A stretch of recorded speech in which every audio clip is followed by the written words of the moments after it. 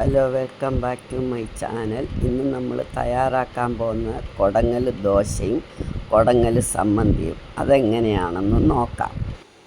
ആദ്യം നമുക്ക് ദോശയ്ക്ക് വേണ്ടിയ സാധനങ്ങൾ എടുക്കാം. ഇത് ഉണക്കലരി, ഇല്ലെങ്കിൽ പച്ചരി എടുത്താലും മതി. ഉണക്കലരിയാണ് ശരീരത്തിന് നല്ല. ഉണക്കലരിയും തേങ്ങായും കൊടങ്ങലിൻ്റെ ഇല, ഉപ്പും, ഇതും നാലും കൂടെ, ഇത് മൂന്നും കൂടെ ഉപ്പും കൂട്ടി നമുക്ക് നന്നായിട്ട് അരയ്ക്കണം.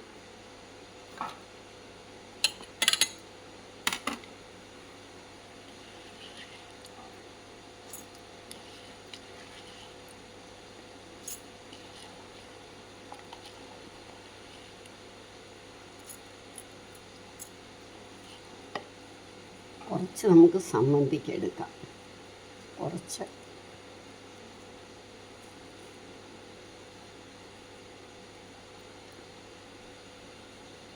ദോശയ്ക്കും എടുക്കാം.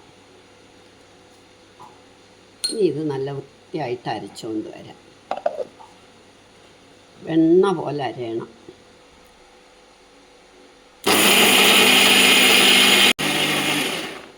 അപ്പോൾ ഇത് അരച്ച് കഴിഞ്ഞു. ഇതിനി ഇങ്ങനെ എടുക്കാം. നമുക്ക് മിക്സി കഴുകിയ വെള്ളവും കൂടെ ഒഴിക്കാം.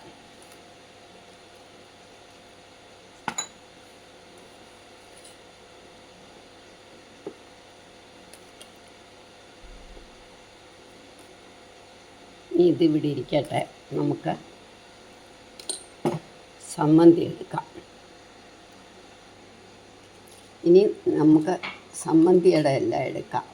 തേങ്ങായ, പുളിക്ക് പകരം മാങ്ങ ആയാലും മതി. മുളക്, ഉപ്പ്, കൊടങ്ങലിൻ്റെ ഇല, ഉള്ളി വേണേലും ഇടാം. ഇന്ന് പക്ഷേ ഞാൻ ഉള്ളി ഇടുന്നില്ല.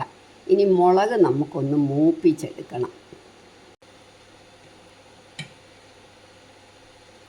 മുളക് മൂപ്പിക്കാതെയും അരയ്ക്കാം. മൂപ്പിക്കുന്ന സ്വാദ്. 2 കറിവേപ്പിലയും ഇടണം.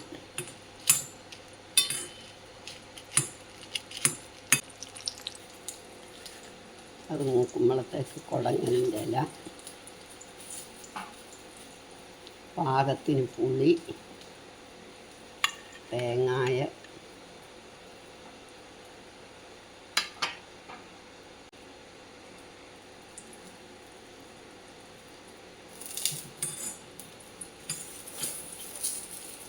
നമ്മുടെ മുളക് മൂത്ത് കഴിഞ്ഞു.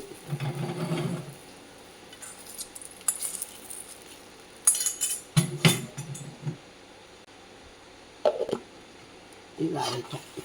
നല്ല കട്ടി സമ്മന്തിയായിട്ട് അരയ്ക്കാം. ചട്നിക്കാണ് വെള്ളമായിട്ട് അരയ്ക്കണം.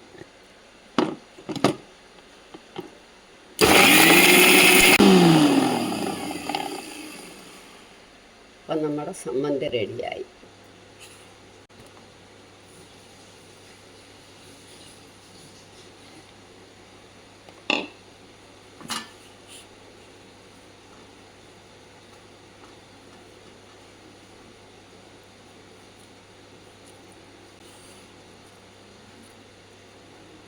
ഇപ്പം നമ്മുടെ കൊടങ്ങൽ സമ്മന്തി റെഡിയായി. ഇനി നമുക്ക് ദോശ ഉണ്ടാക്കാം. ഇപ്പം നമ്മൾ ദോശ കല്ലടുപ്പ് വെച്ചു. നമുക്ക് ദോശ ഉണ്ടാക്കാം.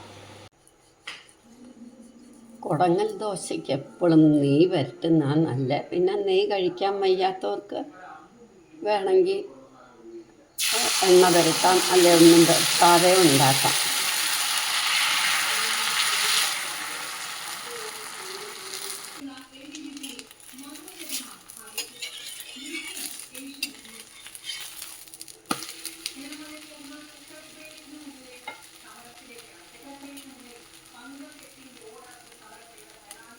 ഇങ്ങനെ നമ്മൾ എല്ലാ ദോശയും ഉണ്ടാക്കിയെടുക്കണം.